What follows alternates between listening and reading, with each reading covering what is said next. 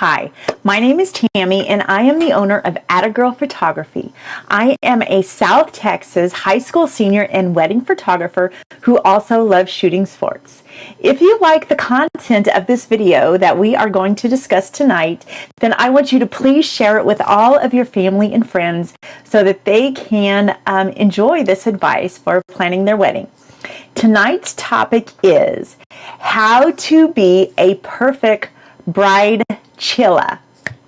I recently heard this term. It's not new to the industry, but for some reason or another, I've never heard it. I've only heard the opposite, the term Bridezilla, and everyone knows what that means, and it's not a flattering term by any means. So when I came across this term Bridechilla, it intrigued me, and I wanted to learn more about it. So I instantly went to Urban Dictionary, and this is what it said. It said, a Bridechilla is a bride that remains calm, cool, and collected during her entire wedding experience. Bridechillas never use phrases such as my day, the most important day of my life, don't ruin my day, or etc. A Bridechilla is not defined by her wedding. This is the standard for the new bride. And then I also started getting some Google hits on some other websites that were saying Bridechillas is also a derogatory term because it is also coming to mean that that's the bride who is so fearful of being labeled a Bridezilla that they are just really fearful of making any decisions. So they are just either shrugging off all of the responsibilities onto someone else, or they're just not giving any direction at all to their wedding party or their parents or the venue coordinator or anything like that. So they're just being very uninvolved with the wedding planning process because they don't want to be labeled a Bridezilla.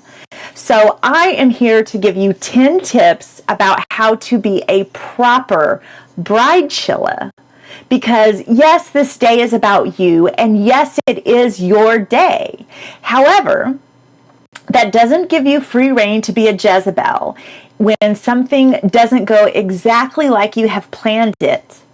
The day isn't about getting your way or being a princess or even being bossy. There are sensible ways to deal with every shortcoming that may happen on your wedding day.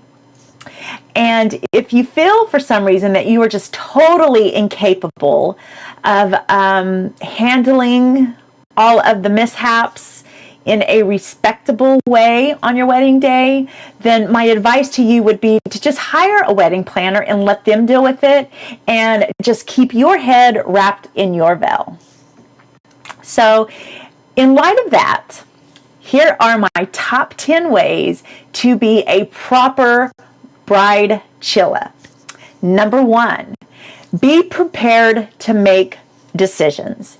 Being a Bridechilla doesn't mean that you automatically get to shrug off all of the wedding planning details to someone else because you're afraid of being labeled as the Bridezilla. Your wedding is a declaration of who you and your fiancé are together and who you are independently, and the relationship that you share. You can own who you are and why it's important without being a Bridezilla. Having an idea or an opinion doesn't make you a monster. Number 2, expect things to go wrong on your wedding day. I have never witnessed a 100% totally perfect wedding day. I've witnessed things like the bride's cake leaning to the side in the extreme heat, or the groom having to use the officiant's wedding ring during the ceremony because his own was left at home. I've witnessed the coordinator losing her phone with all of the processional music on it, causing the ceremony to be late by 35 minutes. And more recently, I witnessed someone hijacking the DJ, requesting him to play a song while he sang along, and trying to coax the couple out onto the dance floor before they had had their first dance. And in not one of these circumstances did the bride become a bridezilla. So just know that with whatever happens, handle all of your wedding day bloopers with dignity and grace. And you don't have to panic over small details. Number 3, learn to delegate. You don't have to carry the burden of planning the entire wedding on your own shoulders. Your bridal party is there to not only look beautiful beside you, they are also there to help you plan and prepare. So don't be afraid to enlist their help or the help from your family. Number 4, listen to other people who are close to you. Your family and your close friends have the same emotional investment in this wedding day as you do. So they will likely see when you are in danger of going over the top. They will know if you are losing sense of perspective. If they tell you you are going overboard, they may have a point, so listen to them. Number 5, take a break when you need to. When it stops being fun and it starts to become more like a job, take a small break. Scheduling some time to do anything that is not related to your wedding planning is a great way to avoid becoming a bridezilla. Number 6, set limits for yourself. Set financial limits, timing limits, and practical limits.